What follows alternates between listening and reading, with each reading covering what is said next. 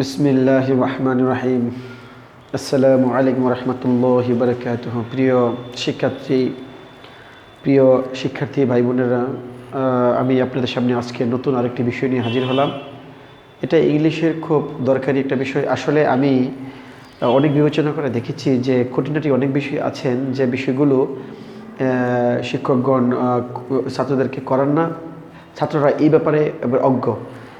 আমি কোনো শিক্ষককে বলছি না, আসলে বললে অনেক শিক্ষকরা শুনলে রাগ করবেন। অনেক শিক্ষকদেরকেও আমি অনেকভাবে বলে দেখেছি, তারা অনেক গ্রামার সম্পর্কে তাদের ন্যূনতম ব্রেন নাই, এরকম জ্ঞান তারা অর্জন করেনি বা তারা চেষ্টা করেন না, চেষ্টা করলে পারতেন। আর সবচেয়ে বড় কথা হলো, আমরা যে বাংলাদেশি গ্রামার বইগুলো যে শিক্ষকগুলো ব্যবহার করছি, অনেক গ্রামার বইগুলোতে অনেক ভুল ত্রুটি রয়েছে যেগুলো শুধরাইবার মতো এই বাংলাদেশে তো খুব কমই লোক আছে।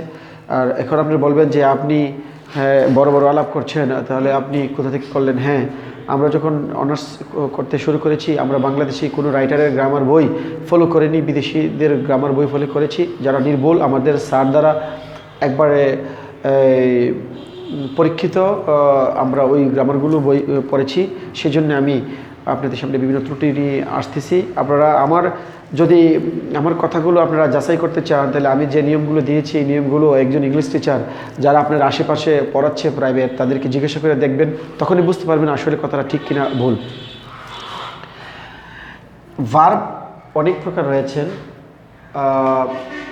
মূলত ভার্ব থেকে প্রিন্সিপাল ভার্ব এবং অক্সিলারি ভার্ব। প্রিন্সিপাল দুই প্রকার, একটা ট্রানজিটিভ, একটা ইনট্রানজিটিভ। ইনট্রানজিটিভের একটা অংশ, ইনট্রানজিটিভ তিন প্রকার।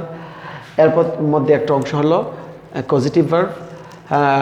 পজিটিভ ভার্ব আসলে অর্থটা কি, পজিটিভ ভার্ব কোডগুলো, এটা লেকচার 1। আমি পজিটিভের উপরে আমি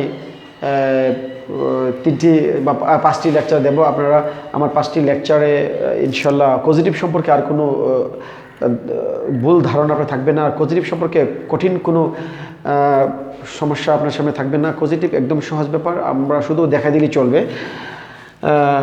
পজিটিভ ভার্ব এর অর্থ কি? পজিটিভ এর অর্থ হলো কারণসূচক। পজিটিভ কারণসূচক, ভার্ব মানে কারণসূচক ক্রিয়া। কারণসূচক কেমনে, এটা আমরা একটু অর্থটা পড়লেই বুঝবো আসলে পজিটিভ কোন কোন কাজে ব্যবহার হয়। পজিটিভ ভার্ব এমন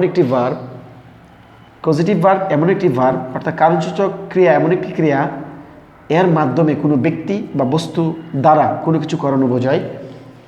যেমন আমি বললাম, আমি করিমকে কাজ করতে দেই, আমি করিমের দ্বারা এই কাজটি করাই, আমি তাকে পড়তে দেই, আমি তাকে পড়াই। এইরকম যে একটা শব্দ, এই ইংলিশগুলো বলতে গেলে আমরা এইগুলোর ব্যবহার জানতে হয়। পজিটিভগুলো সাধারণত কোনগুলো? Make, get, have, let, help, fit, show, inform, teach, remind. হ্যাঁ, আরও কয়েকটি থাকতে পারে, তবে এগুলি সচরাচর পজিটিভ হিসেবে চলে। আমি এগুলো আজকে দিয়েছি, আপনারা লিখবেন এবং মুখস্থ করবেন। কালকের ক্লাস থেকে আমি আপনাদেরকে এগুলোর ব্যবহার আমি তুলে ধরবো, খুব সুন্দর ব্যবহার তুলে ধরবো। আজকে শুধু চিনেন, আগামী ক্লাস থেকে অবশ্যই এই বিষয়ে কি অর্থ, কোথায় কীভাবে ব্যবহার করা হয় ইনশাল্লাহ আমি আপনাদেরকে বলবো। আশা করি সাথে থাকবেন, অনেক কিছু শিখবেন, উপকৃত আপনার হবে ইনশাল্লাহ। আমার তো হবেই, আমি তো পড়াচ্ছি, মানে আমি লার্ন বাই টিচিং। আমি যত পড়াবো তত শিখবো। আপনি পড়াবেন, আপনি শিখবেন। আশা করি এগুলো লিখবেন এবং লিখে শিখবেন। সাথে থাকবেন। আসসালামু আলাইকুম রহমতুল্লাহি ওয়া বারাকাতুহু।